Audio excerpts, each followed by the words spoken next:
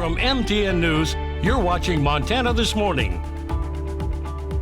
Remembering the Montana father of 5 who lost his life in an Idaho avalanche. Hear from his family. That's coming up. And our recent cold snap highlighting a real problem here in our community, dealing with cold temperatures for some of our population. Well, good morning. It is 6:30 for you just about on your Monday morning. You're watching Montana This Morning. And Matt, we were just talking about the weather, and then it's pretty windy, so it's going to feel a little colder than the temperature says. There's so many things that go along with that. Yes, the temperatures will be in the 40s today, but wind gusts will be up in the 40s for a vast majority of the area as well. Dress appropriately and beware, blowing and drifting snow is an issue this morning as you're driving. Of course I pushed that button a little early. 41 mile an hour wind gusts in Ennis, 24 in Belgrade, nearly 60 in Livingston. These temperatures are very mild for the early part of the day today, but as you head through the afternoon, the clouds are going to thicken up, and by tonight we could see some scattered showers. Winter weather advisories out for the area through early tomorrow morning. Enjoy the warmer temperatures, but don't go out unprepared. Make sure you have plenty of layers. It will feel much colder than that 43 daytime high for both Bozeman and Butte. We're going to talk more about the impacts and what to expect heading out the door today and tomorrow. It's coming up in just a few minutes. All right, thank you, Matt. About 6:31 now, our top story this half hour. An avalanche Friday in central Idaho took the life of a man from Ravalli County. Investigators confirm that 30-year-old Andy Jessup of Corvallis died, a father of 5, mechanic, and member of a Ravalli County Police Reserves. Our Scripps affiliate station in Salt Lake City spoke with a family member of Jessup. Brings us details of this tragic incident.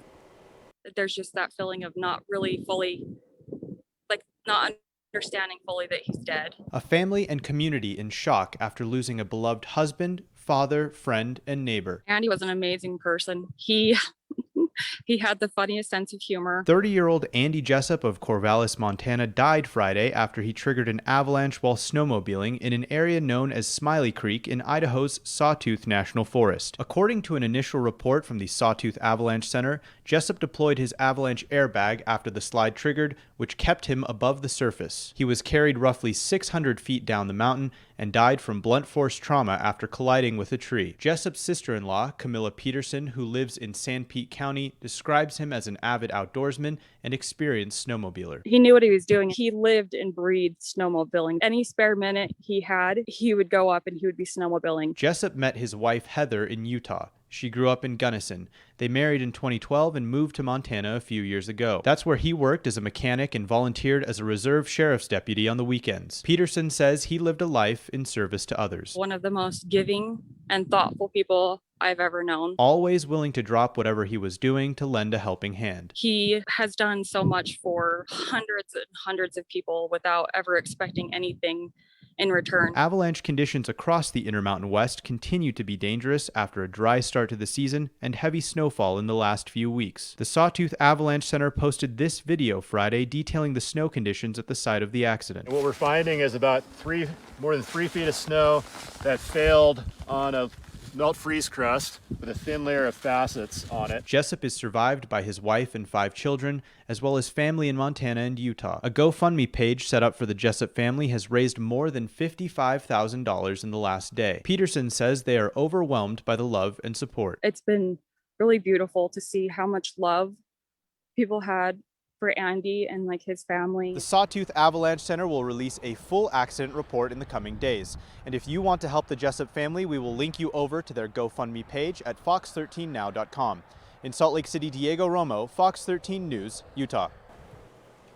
Now, MTN News followed up with Sawtooth Avalanche Center, who responded to the incident. They told us to encourage viewers to always check avalanche forecasts and areas before heading into the backcountry. Only choose terrain that's appropriate to those conditions. After understanding the current conditions, the center says it's important for everyone in a group to have proper avalanche equipment. At a minimum, an avalanche beacon, a shovel, and a probe. Jessup's death, by the way, marks the 29th avalanche fatality in the United States this year. In other headlines, a Butte man faces a felony charge in connection with an armed robbery at Butte Medical Marijuana Shop. Thomas Cockrell was charged Thursday in Butte Justice Court with robbery in connection with the holdup at Elevated Medical Marijuana on Harrison Avenue that afternoon on February 13th. He also faces a probation violation and remains jailed on $100,000 bond. 6:34 now. Efforts continue this week to increase the supply of coronavirus vaccines with the expectation from the Biden administration that there will be enough vaccines for every American by the end of July. But what about the other countries? Our Joe St. George looks at the growing issue of fairness with who gets vaccinated first. The pandemic has impacted our lives for nearly a year, but relief appears to be closer than ever. When is every American who wants it going to be able to get a vaccine?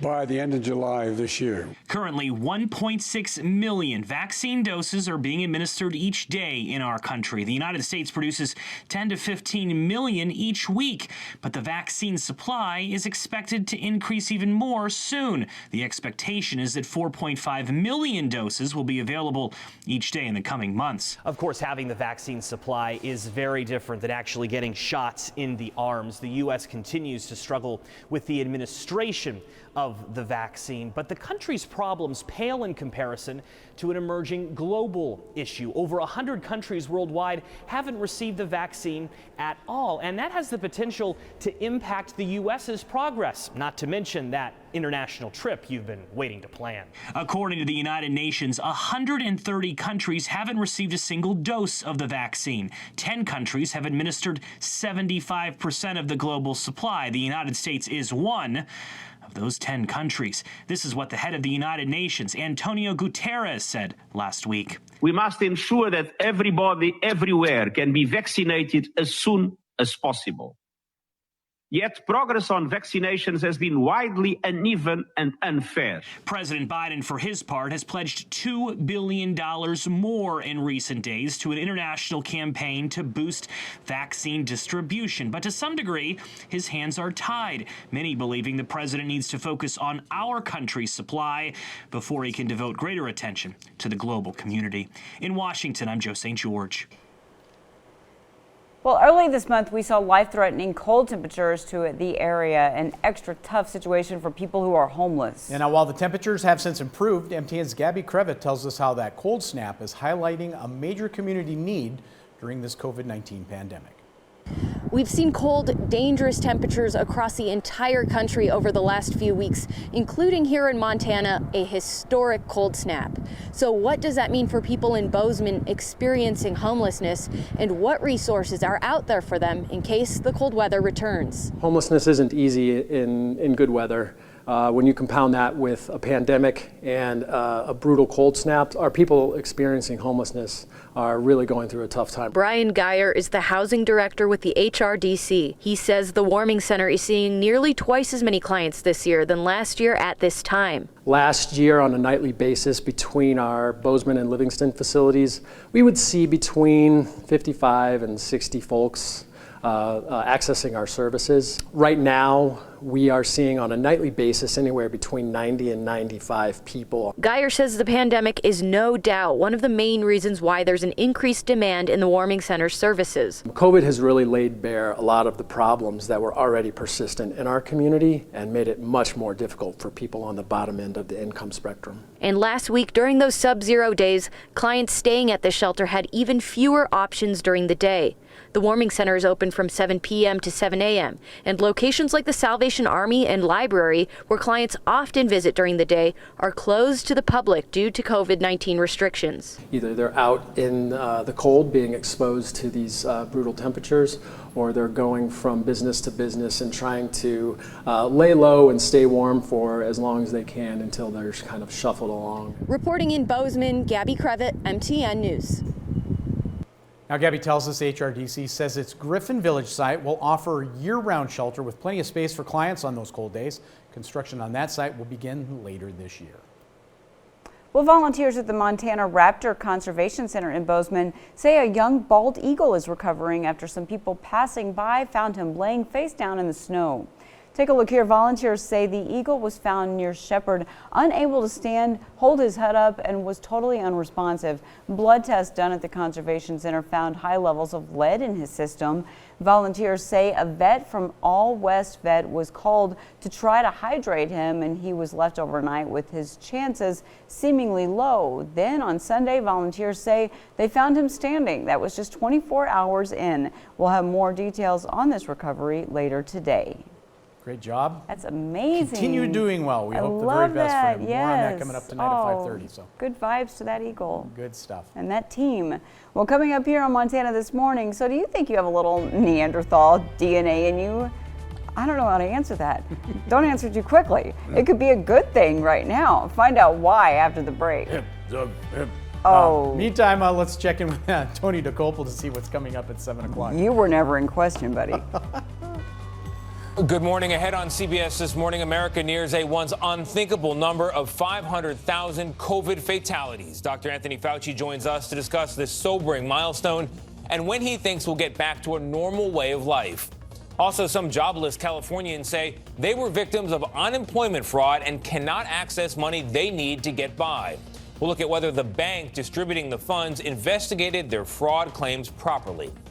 And the new push to recognize one of the first black officers in the Green Berets for his heroic actions in Vietnam.